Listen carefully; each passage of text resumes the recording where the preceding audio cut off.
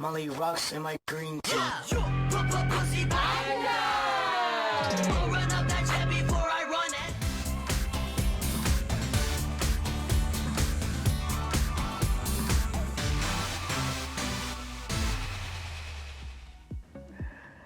Anjay, ramai sekali kata yang satu ini ya. Beberapa minggu terakhir ini menyita perhatian warga plus 62 karena menuai pro kontra. Ada yang pro, ada yang menganggap ini adalah satu kata bahasa slang yang akrab dibawakan di bahasa pergaulan sehari-hari, atau ada juga yang menganggap kontra karena ini memiliki implikasi tertentu, terutama yang berkaitan dengan implikasi atau konsekuensi hukum. Benarkah demikian? Sebenarnya kata anjay ini kan bahasa lembut yang diperhalus dari kata anjing, ya, binatang, anjing. Tidak ada yang masalah, tidak ada yang salah dengan kata anjing. Tetapi ketika seseorang mengumpat orang lain dengan kata ini akan sangat kasar. Sehingga orang yang merasa ini begitu kasar perlu diturunkan kadarnya dan diplesetkan menjadi anjay. Itulah yang namanya bahasa slang atau bahasa sehari-hari yang dipakai untuk conversation atau percakapan. Jadi bukan bahasa resmi ya, tidak ada diakomodir di KBBI. Nah, pertanyaannya apakah benar memang kata anjay ini memiliki dampak atau implikasi hukum? Kita lihat.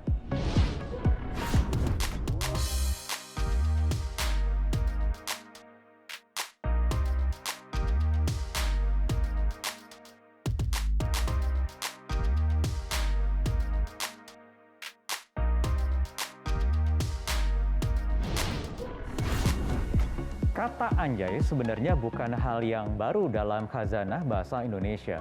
Sepanjang perjalanan bahasa Indonesia selalu muncul dan berkembang. Ada bahasa-bahasa atau istilah-istilah baru yang tadi saya sebut sebagai bahasa slang, yang awalnya mungkin hanya dipahami dan digunakan untuk komunitas-komunitas tertentu dalam konteks yang informal. Jadi bukan bahasa resmi jelas. Kalau di tahun 80-an kita kenal ada bahasa prokem, bahasa preman, yang muncul dan sekarang bahkan masih digunakan seperti kata sebutan bokap atau nyokap yang merepresentasikan orang tua, ayah atau ibu, bapak atau ibu. Di tahun 90-an muncul juga kamus gaul yang dibuat Mbak Debbie Sehertian yang sangat unik, ini juga muncul dari komunitas tertentu. Itulah bahasa slang, atau kalau menurut James Dananjaya yang menuliskan kata pengantar di buku bahasa gaul atau kamus bahasa gaulnya Mbak Debbie Sehertian, itu menyebut bahwa sudut ilmu folklore, jadi hikayat rakyat, itu bahasa gaul yang merupakan salah satu bentuk atau genre yang disebut ujaran rakyat. Jadi dalam ujaran rakyat ini termasuk dalam bentuk yang disebut ya slang tadi, ucapan yang populer di masyarakat, di komunitas tertentu. Jadi slang ini bisa berupa kalimat, tapi biasanya atau lazimnya itu berupa kata yang tidak lazim, yang jelas tidak diakomodir dalam kamus besar bahasa Indonesia. Nah, saya ingin tanyakan hal ini, soal yang ramai-ramai sekarang ini, dengan Mbak Debbie Sehertian. Tapi kayaknya saya memang harus bawa kamusnya ya. Takutnya Mbak Debbie ngomongnya pakai bahasa gaulnya dia, saya nggak begitu paham. Deg-degan. Mbak Debbie, apa kabar? Mas Wahyu, apipun kabaret, akika bayem. Ih. Bener kan ada bayem-bayem sekarang. Ini untung saya udah pegang kamusnya loh, kamus gaulnya. Tunggu. Ulang, Mbak. Apipun kabaret. Apa kabar? Iya. Akika bayem, kawan doa gimana? Bayem. Bayem. Baik. Bayem berarti. Mbak Debbie, ini kan Mbak Debbie pernah bikin kamus gaul. Saat itu bahasa slang ini kan sangat dipakai sekali, dimanfaatkan sekali untuk anak-anak muda, anak gaul di Jakarta paling enggak ya, bahkan di kota-kota besar di Indonesia. Sekarang muncul lagi ada istilah-istilah slang yang sudah disesuaikan dengan tren saat ini. 20 hampir 30 tahun. Mbak Debbie ngelihatnya bagaimana?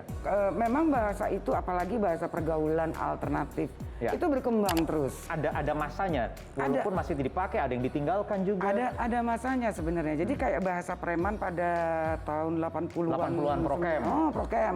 Itu kan tren sekali kan, hampir semuanya juga paham dan memakai itu. Tapi pada akhirnya kesininya udah nggak banyak yang pakai. Cuma yang tersisa dari bahasa preman itu adalah nyokap bokap. Nyokap bokap. Itu yang paling sering masih digunakan sampai sekarang. Nah, sama juga dengan bahasa gaul. Bahasa gaul pada tahun 90-an akhir itu banyak digunakan oleh anak-anak muda. Ya. Gitu. Karena memang kemunculan si bahasa-bahasa alternatif ini kan awalnya selalu dari bahasa rahasia sebetulnya. Bahasa rahasia. Jadi dari satu komunitas. Kalau bahasa preman, prokem itu kan dari preman-preman.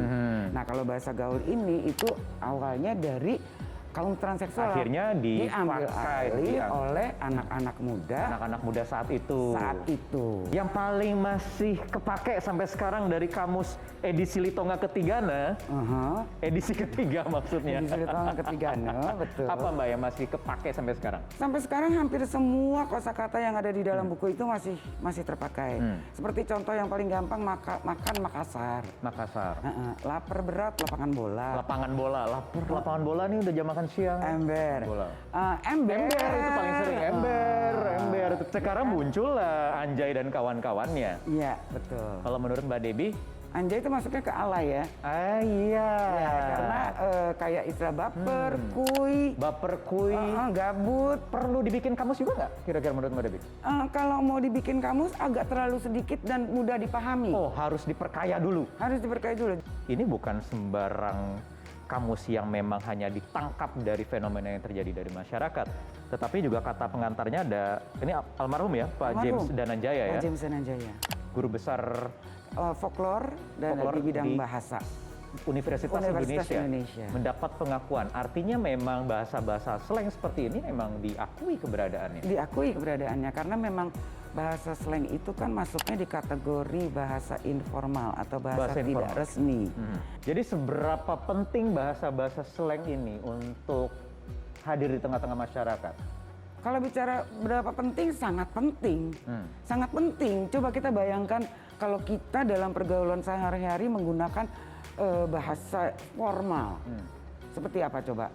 Boro-boro mencairkan suasana, ya kan? Yang ada semuanya kaku jadinya, gitu. Oke, kalau gitu saya tunggu kamus berikutnya, Mbak Debbie.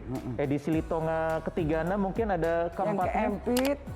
Yang keempit, yang kelimbah, yang keenam, nah, kan. tuyul, Saya buka kamus lagi deh. Oke. Oke, yang jelas Akika lapangan bola mau makan dulu ya. Akika mama, Akika juga dulu. Oh ya udah kita makan bareng kalau gitu ya. Oke, yuk barongsai. Yuk. Barongsai. Bicara tentang bahasa slang atau bahasa pergaulan, ternyata setiap daerah juga punya loh. Berikut 2 di antaranya yang kami rangkum. Malang memiliki bahasa gaul yang disebut walikan. Bahasa ini dituturkan dengan membalik posisi huruf pada kosakata bahasa Jawa atau Indonesia. Misalnya, oskap iki rasane nayamul. Nah, ini adalah bahasa kebalikan atau walikan dari kata bakso iki rasane lumayan. Yang artinya bakso ini rasanya lumayan lah begitu. Nah, bahasa khas ini tercipta saat era perjuangan nih. Awalnya dipakai sebagai bahasa isyarat dan kode rahasia oleh kelompok pejuang gerilya rakyat. Ketika terjadi agresi militer kedua oleh pasukan Belanda pasca kemerdekaan sekitar Maret 1949, bahasa kebalikan ini dinilai ampuh meminimalisir kebocoran strategi. Selain arek-arek Malang, bahasa alternatif atau slang juga dimiliki salah satu kota di Kalimantan Timur, Balikpapan.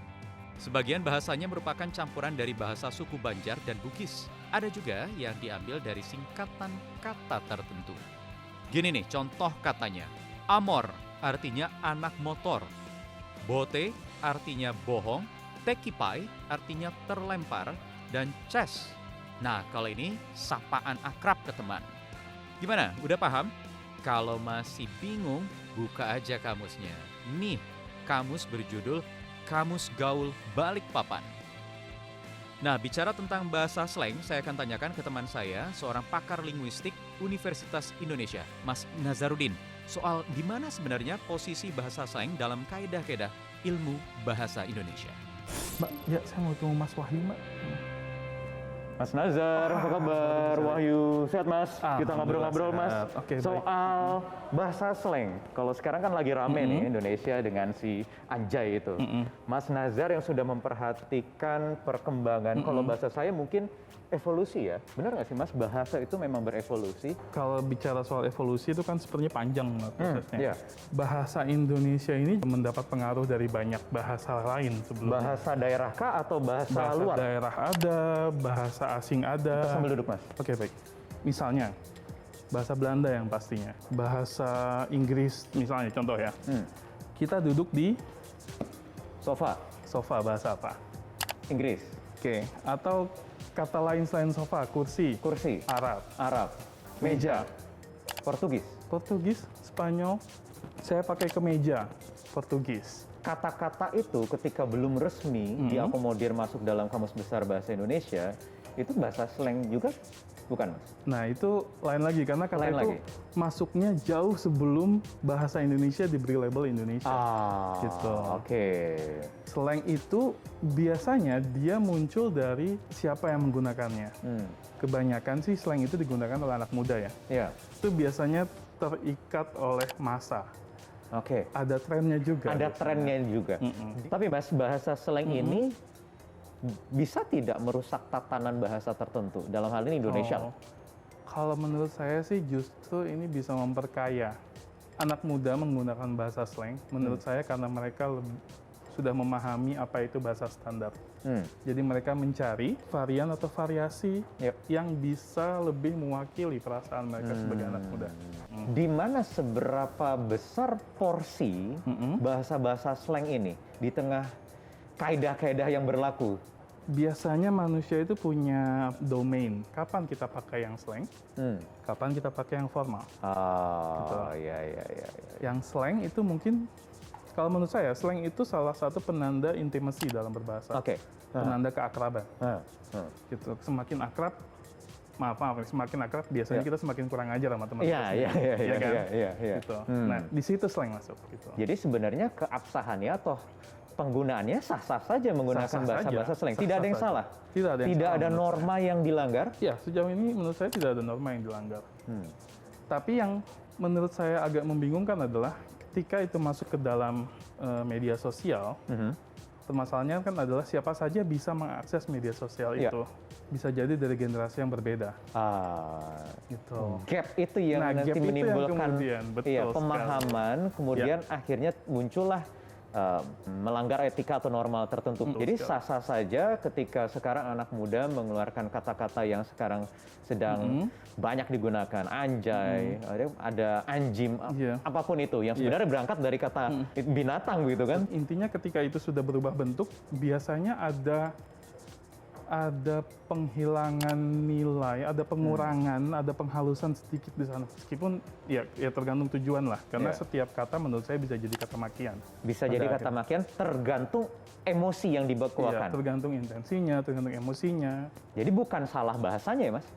Menurut saya bukan salah bahasanya. Jadi kalau menurut Mas Nazar, anjay ini mungkin tidak dari bahasa slang bisa masuk ke bahasa resmi Indonesia, ke KBBI. Kenapa tidak?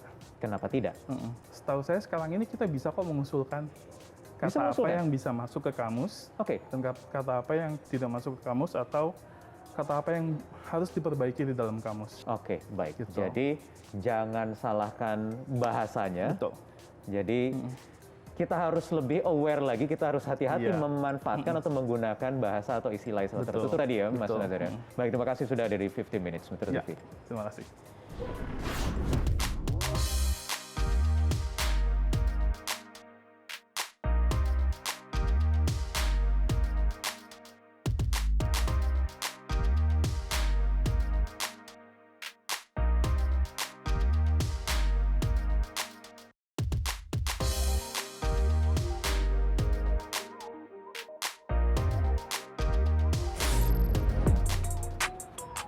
Jadi yang harus kita pahami adalah bahasa itu akan terus berkembang seiring dengan tren dan juga perkembangan zaman yang berlaku, terutama di tengah-tengah komunitas. Jadi, bukan tidak mungkin akan terus bermunculan istilah-istilah baru, bahasa-bahasa slang yang baru yang mendobrak pakem Kamus Besar Bahasa Indonesia. Yang paling penting adalah bagaimana memanfaatkan, menggunakan bahasa tersebut dengan intonasi dan tujuan yang pas agar tidak melanggar norma dan etika tertentu. Saya Wahyu Wibowo, kita berjumpa di 15 Minutes berikutnya. Bye.